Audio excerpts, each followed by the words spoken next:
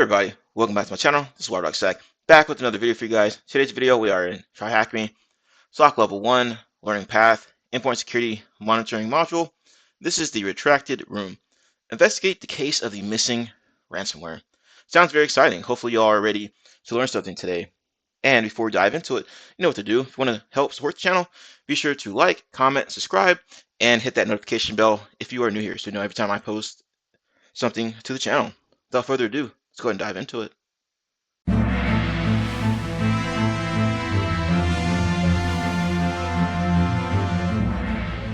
Be sure to hit that start machine button so that it can load up. As you can see here, the VM is still loading up, but let's get to task number 1, introduction.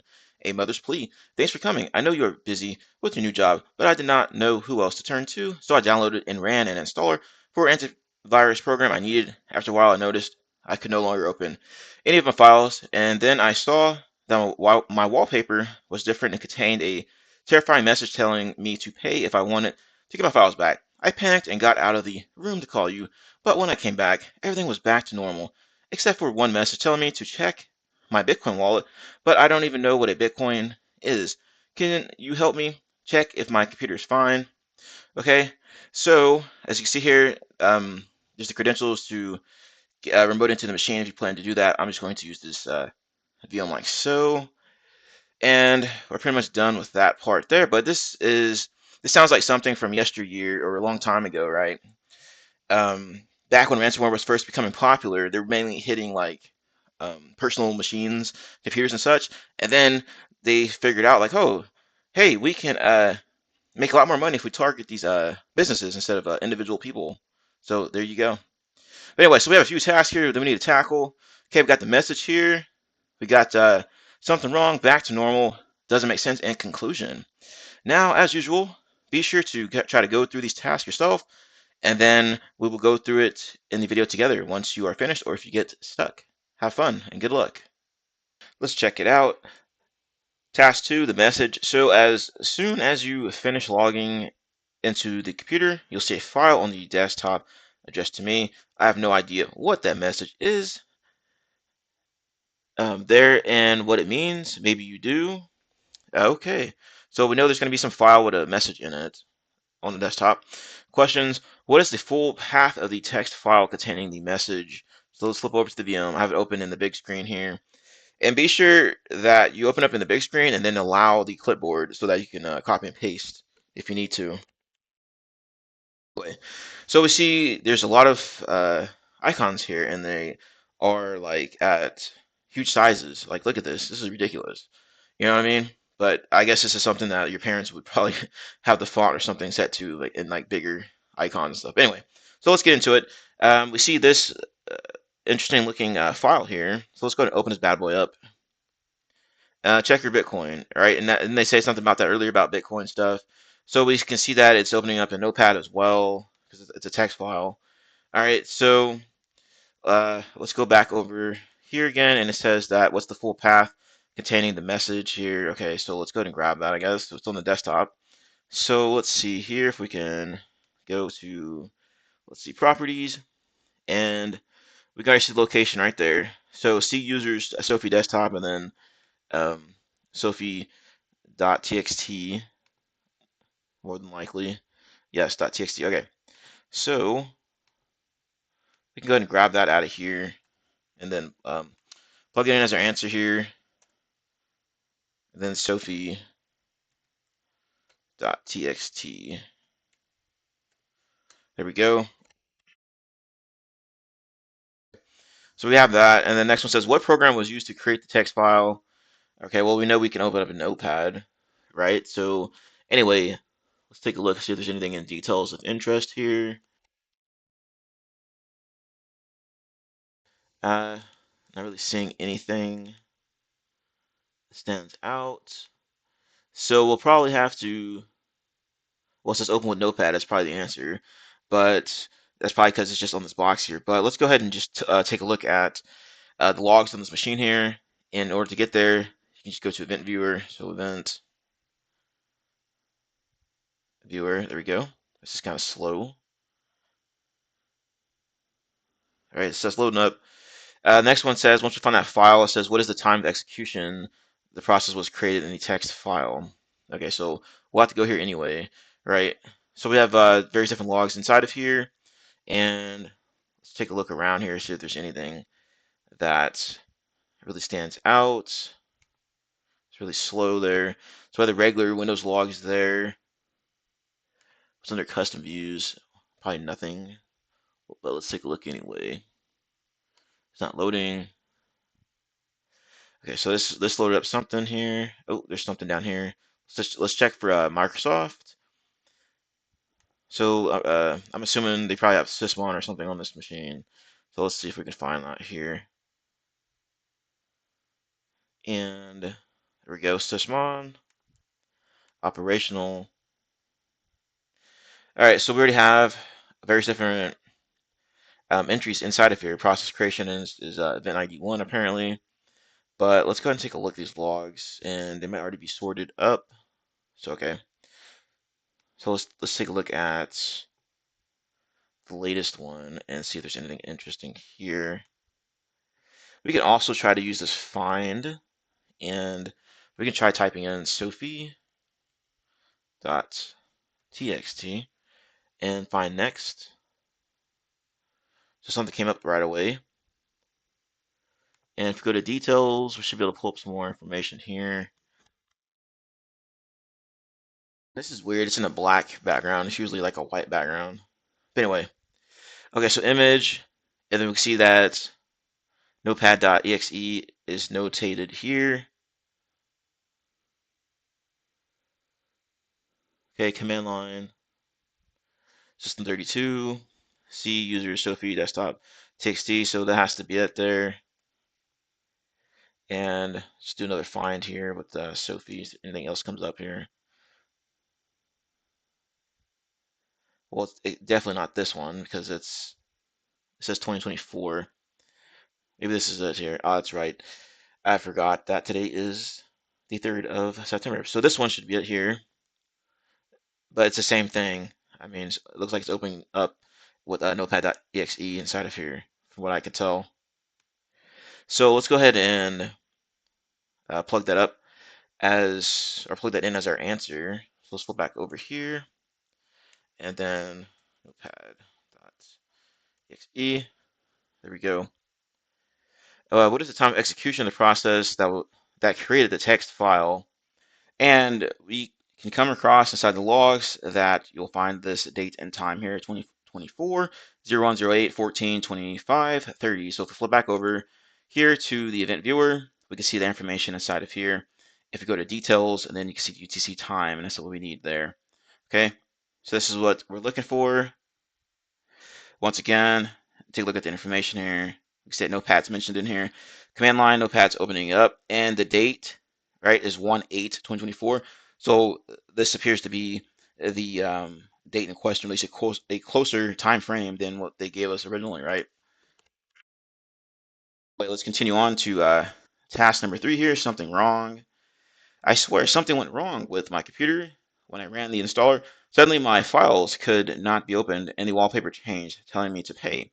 Wait, are you telling me that the file I downloaded is a virus, but I downloaded it from Google? So once again, questions and answer time. Be sure to try the questions yourself, and then if you get stuck or need some assistance, or if you just want to continue on, come back to the video and we'll step through it together. Hey everybody, welcome back to my channel. Be sure to hit the like button, comment, and subscribe. Once you subscribe, be sure to hit that notification bell. All right, so you know every time I post a new video. As you can see here, most people that view my videos, view my channel, are not subscribed. Now, if you do subscribe, it will help me get into the YouTube algorithm so that we can continue to grow our glorious community here. As always, thank you all for taking the time to watch. Have a nice day and enjoy the video. What is the file name of this installer, including the file extension? And she said that she got it from Google, so I'm assuming that you could probably find some information in the browser history, depending on which web browser they used.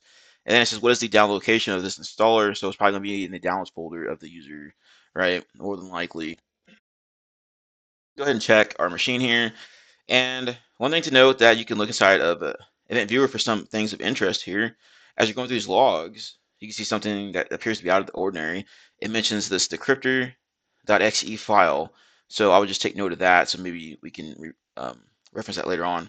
But anyway, so we know that there's some funky stuff going on in the downloads area already. So let's just see if we can navigate to there. So let's see this PC, and then we'll go to this PC, and we'll go to the C users. There's Sophie, and then downloads, and now it shows there's nothing in here, right? Let's see if maybe there's something that's hidden inside of here. So we'll just click everything inside of this thing.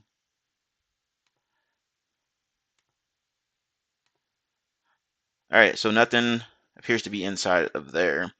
Let's go ahead and check the web browser. So let's start with Edge first. If there's anything in here, what's this volunteer? There's other files on here as well. Like if this is a real world thing, I would ask the user about these files and see if they are um, legitimate or not, or something they're working on, because the dates are the same: 1/8/2024, 1/8/2024. Okay, yeah, so everything in here appears to be around that date.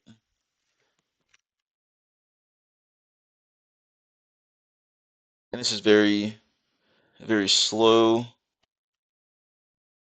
So while that's loading up, let's see if we can find the downloads location or history or something. Okay, there's history. So is there anything of interest here? Antivirus installer, 2:14 p.m. What happened here? Okay, that was weird. Okay. Well, we can see they were searching for this antivirus installer, so maybe it's something else to take note of as well. And hey, how this is just extra big. This is very annoying. And I'm not sure why that closed out by itself. But anyway, all right. So that was some things to take note of here, and we can take a look at this downloads area here, and voila, there we go. We have the decryptor, and then this XE, or decryptor's a suspicious one. So this is located here. User Sophie download. So that should be our answer there. So let's go ahead and grab this here. I believe it asked for the location, right?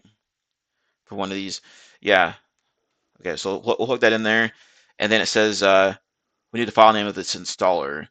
And the other one in there, that was this antivirus XE. So let's just try that one and see if that's the answer there, which it should be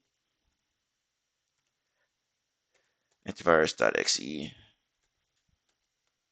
Because we saw that she was searching for antivirus in the search results or search history of the browser. Good, we got those two. Next one says the installer encrypts files and then adds a file extension to the end of the file name. What is the file extension? Okay, so I'm guessing we have to go back through these logs here and try to find that. So let's do a find, and then let's do a search on the antivirus XE. So there may be some activity around there. XE search. Okay, there's one value here. Let's see what it says. Okay. See if there's anything else for this. Here, there's descriptor again. Decryptor. And there's some more items here. We also see Edge is mentioned as well right before that decryptor and stuff had happened. So let's just go back to find again. See if this is mentioned anywhere else. All right, we're back, and we can see inside Event Viewer that it appears that this antivirus.exe is adding this .dmp extension onto the files. So let's go ahead and copy that. And then, like I said, as you're reviewing these events in here, you got to look around the activity of what happened. You can see this .dmp is on there, all these files here. So let's go ahead and plug that in as our answer there. And it says the installer reached out to an IP. What is this IP address? Now there is a event ID for the network connections and whatnot, or you can just look at the description or whatever. But anyway, so let's go ahead and look around this time. You can see it says network connected. Yeah, network connected detection right here. So if we look around inside of here, we can see that antivirus.exe is mentioned there. And then we can see the destination IP is this here, this 10.10.8.111. So let's go and plug that in as our answer. And it's going over port 80 HTTP as the protocol, right? So let's go ahead and plug that in. Now we're done with that. Task number 4, back to normal. So what happened to the virus? It does seem to be gone since all my files are back. Once again, go ahead and try to answer the question yourself to come back to the video if you get stuck, need some assistance, or if you just want to continue on. So go ahead and try to answer these yourself. The threat actor logged in via RDP right after the installer was downloaded. What is the source IP? So if we go back to task number 3 here, the installer is antivirus.exe. So basically you're going to take a look inside of Event Viewer for logs that happen around .exe in relation to RDP and then the source IP. So if we go back over here, it took a little bit for me to find this. But anyway, you'll come across this entry in here. So Event ID 3 for Sysmon, you can see source IP is 10.11.27.46.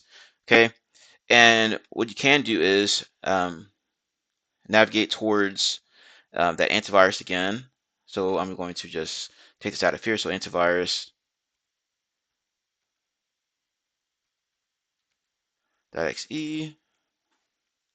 So you can do a find on there, and you can see that it's relatively close to where this antivirus activity was happening, right?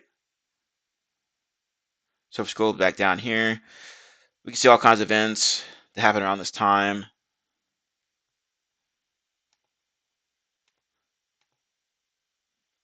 But yeah, you're gonna have to look around the time of this antivirus.exe events, start firing off to get the answers for that one.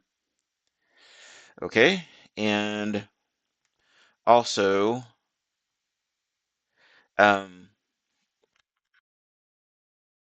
I thought there was a timestamp in there for that one, but anyway, the next one asks for a timestamp in regards to this other person downloaded a file and ran it. When was the file ran? And we saw that the other file was that decryptor. So if we look at the location of this download stuff, we can see decrypted.exe. We also saw it mentioned earlier inside of the event viewer, I believe. We saw it earlier inside of here. So let's go up here and all to the top here and do a find, and then try to plug that in and see if anything interesting comes up. All right, so right off the bat, we have a registry entry here. So let's open this up, see if there's anything interesting here. I'm not really seeing anything there. So we're probably looking for some kind of maybe creation or something. I'm not sure. Let's see, process termination, registry value. Let's check out this process termination here. And I believe this is probably what we're looking for here. Download a file and ran it. When was this file ran? Okay. So it ran, so the process terminated right after it's finished. So maybe this is what they're looking for here. Let's go ahead and grab this information like so. Control C.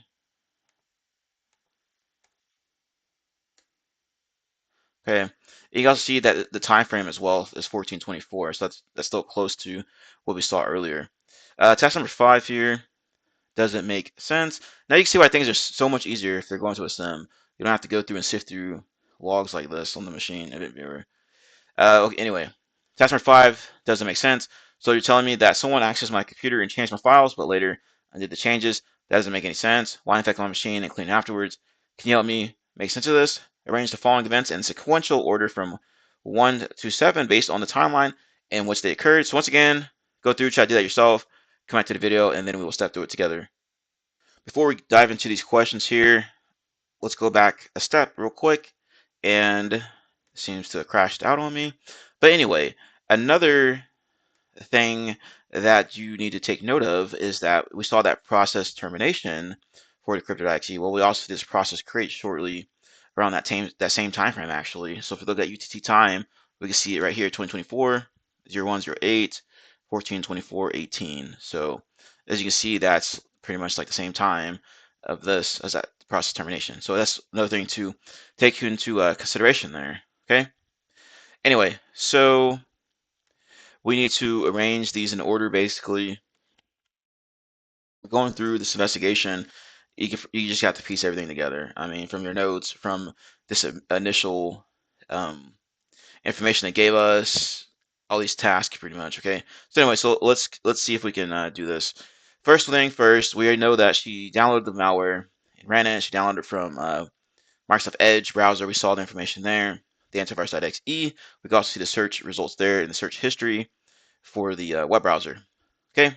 Second thing that happened was download malware encrypted the files on the computer and showed a ransomware note. We know that it was ran.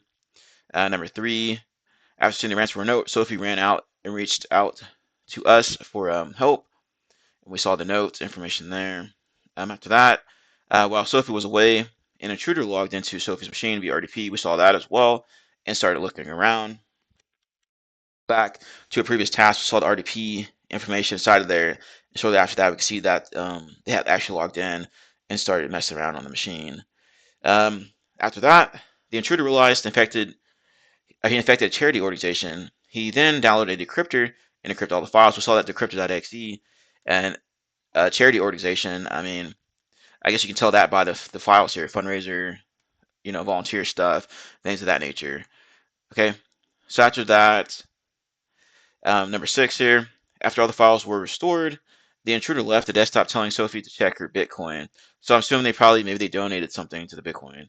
Number 7, Sophie and I arrived on the scene to investigate. At this point, the intruder was gone. Okay, that's interesting there. And we're pretty much done. I mean, it just says to check Bitcoin, right? So, who knows? But let's wrap this up here with the conclusion.